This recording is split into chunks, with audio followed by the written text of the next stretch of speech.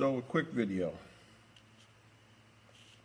My goal is to mirror the outside shape to the inside shape. In other words, I want the wall to be consistently even all the way throughout the lower portion of the pot. I really don't want to have to trim where my fingers are now, which is the upper part of the pot. So from here up and sometimes across, I want to take off a little bit of clay. Now this particular pot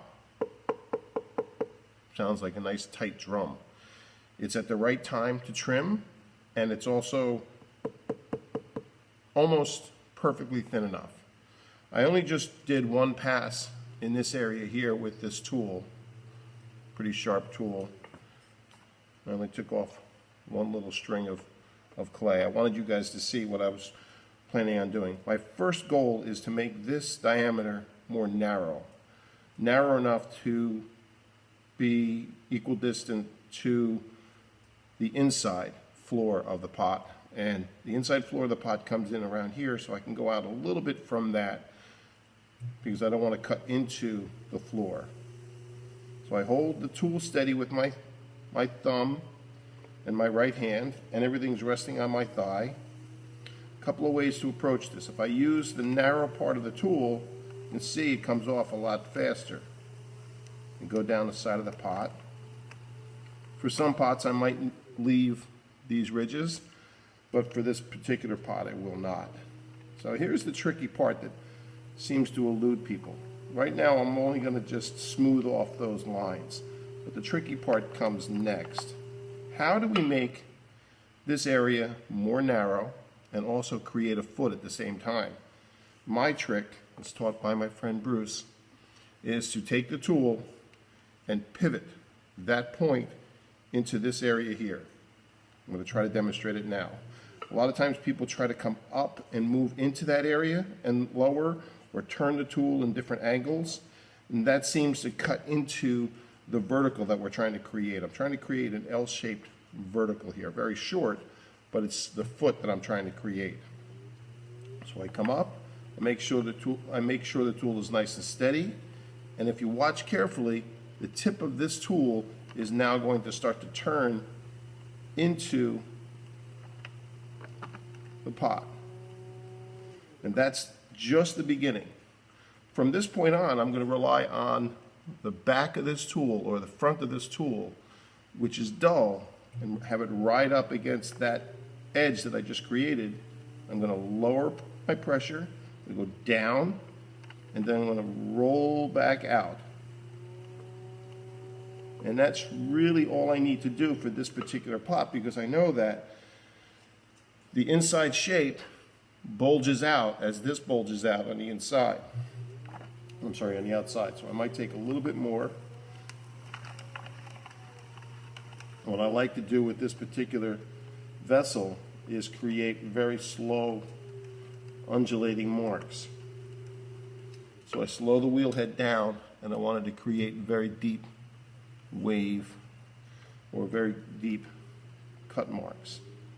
They may go a little bit more narrow.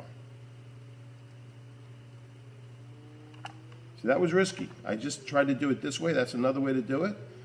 But this edge started to catch, so I had to pull away quickly. So I'm going to go back to the technique I was just showing you, and see, now I can have much more stability. That part of the tool, which is dull, is now riding up against that edge. Slow the wheel down. Move the tool so I can have a nice open trim look. And again, we'll tap. I didn't remove any clay from here.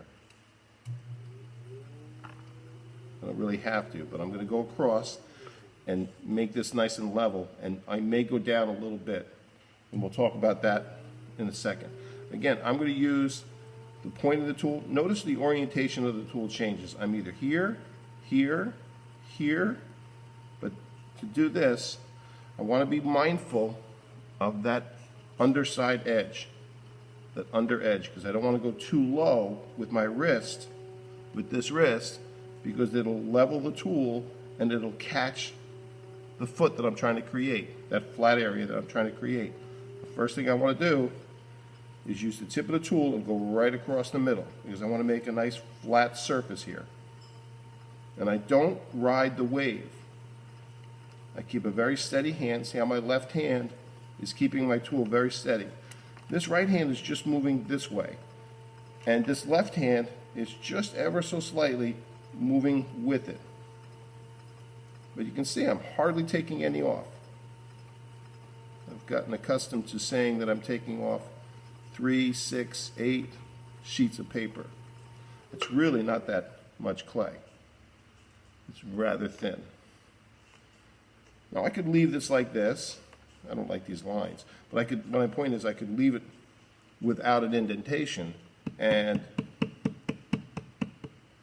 got to be careful that this is not too high, but I could leave it flat since this is not going to get glazed and it would be fine. But I prefer to go across with the larger part of the blade and slightly angling in.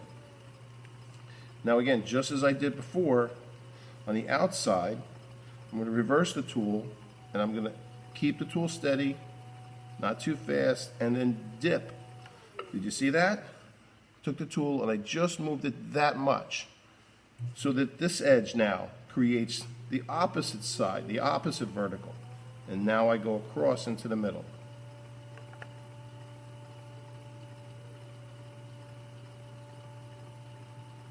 So what do you think? We took off about a dozen sheets of paper there.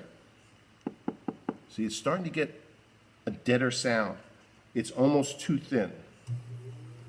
Almost don't want to admit that it's too thin. It could be too thin, but I think it's okay. That's what happens. You get a nice sound, like a high-pitched sound, like a drum, like I said, a snare drum, and then you go a little bit more because you get greedy, but you take a little bit more off, and then if you go too far, then it sounds like sheets of paper that have been, you know, like, actually, not sheets of paper, like a plastic lid for a container. You ever tap one of those? It's not a very musical sound. I think the first sound was more like a drum, and it sounded musical. I'm just going to round this foot off a bit because I don't like to have too stiff and too flat a foot. I've learned over the years that, especially with white clays, they can have a tendency to chip on the kiln shelf because the kiln shelf is very stable. It'll expand and contract in the firing, but the pot will do more, it'll move more, and if they're both two flats rubbing against each other, one will give and the clay body would give before the shelf. So I'm going to remove my lugs. That's a good weight. Ah, that is a good sound. Okay, that's the last test.